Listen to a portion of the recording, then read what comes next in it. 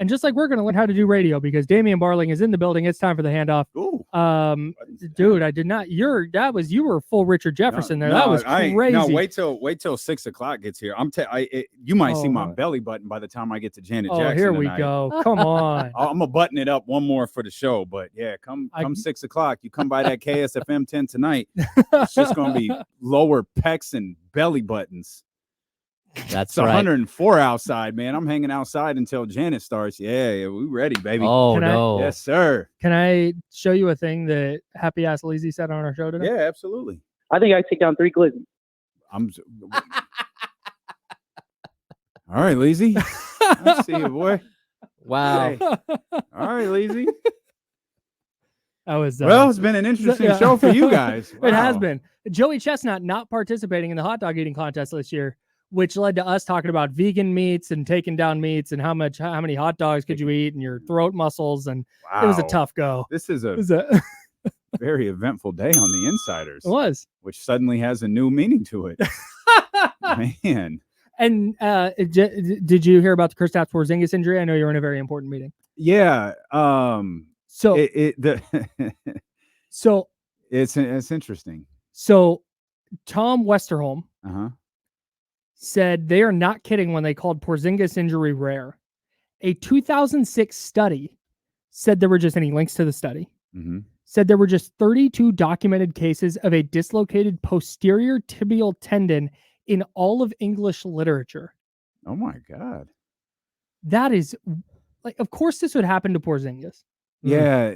Just the weirdest possible injury on a play that he just jumped. Well, yeah, it looked like he got kicked, as he was coming down, he got kind of inadvertently kicked and it caused his leg to take this weird motion. And then of course he hits the ground.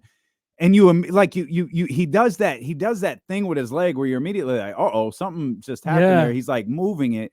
And then he gets up and Doris pointed it out right away. I mean, everybody could see it, but Doris was like, no, something's wrong. Look at him. Something's wrong. And man, they tried to play it off after the game. Everything will be fine. Everything will be fine. I'm sure they didn't envision he was going to have the 33rd case or whatever it was, whatever number you just said of, whatever. When the injury came up, I saw torn. I was like, I don't even know how to pronounce this. I've never seen this phrasing before in my life. Imagine having to do it on the radio. Yeah. I butchered it. Yeah. So here's passed. He tore something in his leg, guys. I don't think he's playing. Dr. Brian Sutterer has responded to the tweet by Shams, and he says the medial what are we saying? Retiniculum is it's like a seatbelt that keeps the tendons in place as they course around the inside of the ankle bone. There are 3 tendons that travel along the inside of the ankle, and that seatbelt keeps them secured in place. The posterior tibialis tendon is one of those tendons. So basically, there's a little what tore band. The seatbelt tore? Yes. So now his ligaments are just. So his ligaments are just sort of willy-nilly. Yeah. So I'm terrifying. wondering if they can tape that thing up and throw him out there. Right. That's a shoot. No, that's a yeah. That happens. I think a lot in the shoulder where things start to tear. You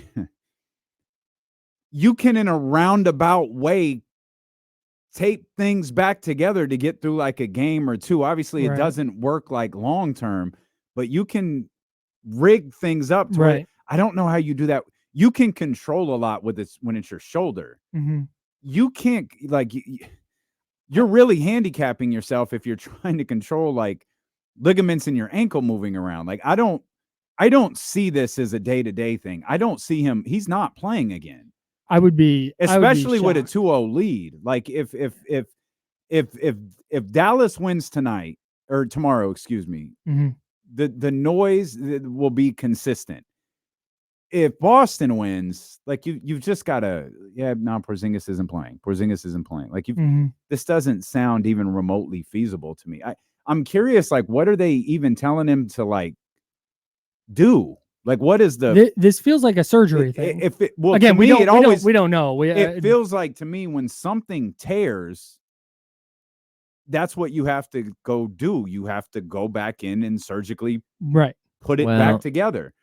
But that's not always the case. No. So I guess things can like grow together. I don't know. Like, just remember, like an ACL tear requires a replacement of the ACL. Yes. An MCL tear, the MCL grows back. So it depends on where it is and how it is in your body and what you actually need to have. Like it's very possible that this thing just grows back. It's the same thing with a grade 3 ankle sprain is a complete detachment of the ligament.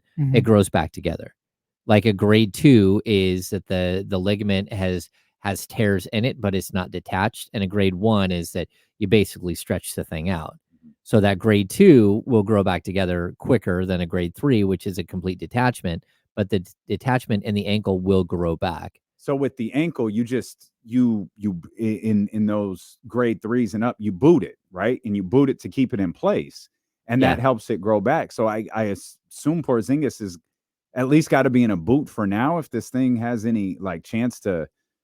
The human body is fascinating. It's like insane. Think about the conversation we're having. Things getting like if I tear a piece of paper, it's not going to grow back together no matter how long it sits there. Like that's always so fascinating. And that you have these ligaments and your body's like, all right, let's strap those in. We don't want those floating around. Come on, man. It was like a stray ligament that was just like, no, we're just here to protect you guys. You're good. You're good. It's wild. And then that your body, like our appendix. Our body's like, actually, you know what? Don't need that anymore. That's still there. We're just not going to use it. It's just over there now. Yeah. What? Also, you might want to get these 4 wisdom teeth out before it's too late. You're not going to need those anymore. Yeah, get those out of there. It's going to be held to get rid of them, but you're going to eat ice cream for a week and you'll be fine. Get them out of there. I ate a lot of mashed potatoes when I got my wisdom teeth pulled. I ate ice cream and Vicodin. Oh. Yeah, so it was not good. Like I have one left. Geez. It was bad because I was doing. Sounds like a Friday night in college. Am I right? I was on my first run at KSFM, and I think I had just come back from my honeymoon, and I had to get my teeth pulled, and so I didn't want to take that much time off. I didn't want to take time off. Period. I took the day that they got pulled off, and I went back the next day. Oof. But I was getting my degree. I was getting my degree at the time too. So that night it was, okay, I can't take this medicine because I don't want to feel groggy. I got to finish these assignments. Woo! When I found out what that medicine was covering up, Lord, I didn't miss a serving. I doubled up on servings. I just made sure. How many hours has it been? It says take 2 every 4. You know what? I think it's only been 2 hours. Take another one just in case because I'm not feeling that ever again. And that was a solid 4 days. Yeah. And then and I hated the way that stuff made me feel, but I hated the pain. Dude, I hated the pain so much more. Awful. That I'm doing that KSFM show with a towel on my shoulder because as I talk, I'm just slobbering, right? Because it's just like I can't, it's not pretty. And my face is swollen. Thank God, like streams weren't a thing then. Oh, yeah. Tough look for you, boy. That's all right, though. Tough look for you, I boy. found out that Vicodin does nothing for me when I got my wisdom teeth pulled. Interesting. So I was just slamming ibuprofen. Just handfuls. Yeah, it was bad. It was a tough go for 16-year-old Kyle. So and painful. the A's finally made the ALCS that year because they lost in the ALDS all those years from like 2001 through 2003 or 4. And they made the ALCS. I didn't get to go to any games, and I had to watch them get swept by the Tigers while my face is all swollen. So anyways, what do you guys have coming up on D'Lo and Casey? I don't know, man. Perfect. I don't know. I think I take down 3 glizzies. Well, not that. I guarantee you, not that. We'll probably talk a lot about the war between Woj and Sean. That's the best thing in sports and right how now. everyone looks dumb right now. It's insane.